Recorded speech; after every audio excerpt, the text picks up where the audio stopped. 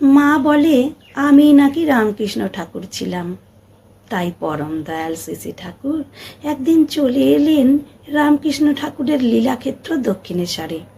এখানে এসে তিনি অবাক হয়ে গেলেন, যা কিছু দেখছেন সবটাই যেন তার পূর্ব পরিচিত। তারপর তার খুব জল পিপাসা পেয়ে গেল।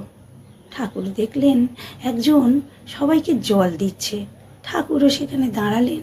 কিন্তু কি আশ্চর্য, ঠাকুরকে আর জল দিলেন না। ঠাকুরের খুব মনে কষ্ট হলো, দুঃখ হলো।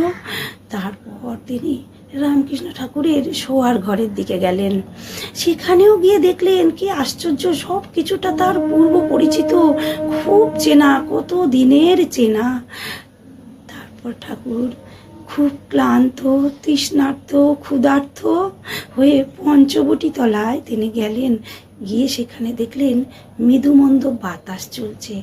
তাই সেখানে তিনি গিয়ে সেই ক্লান্ত ঠাকুর ঘুমিয়ে পড়লেন।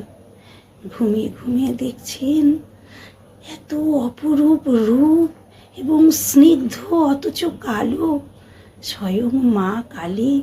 তার হাতে সোনার মতো উজ্জ্বল চকচকে থালায় ফুলকো ফুলকো লুচি, বরফি, মিষ্টান্ন সমস্তটা তিনি নিয়ে এসে মা তার কাছে বসলেন। বসে শ্রী ঠাকুরের মাথাটি স্বয়ং মা কালী তার কোলে রাখলেন। রেখে বলছেন, এভাবে তুই সবার সামনে খেতে চাইলে আমি কি দিতে পারি?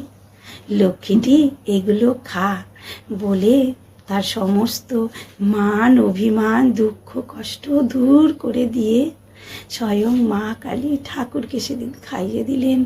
বড় তৃপ্তিতে ঠাকুর খেলেন। তারপরে মা ছেলের অনেক কথা হলো। শ্রী ঠাকুর বলছেন, মায়ের স্পর্শে আমি যেন কেমন হয়ে গেলাম, কোনো কথা বলতে পারলাম না, কোনো প্রতিবাদ করতে পারলাম না। তারপর মা চলে গেলেন। শ্রী ঠাকুর তখন দক্ষিণেশ্বর থেকে বাড়ি চলে এলেন। জয় গুরু।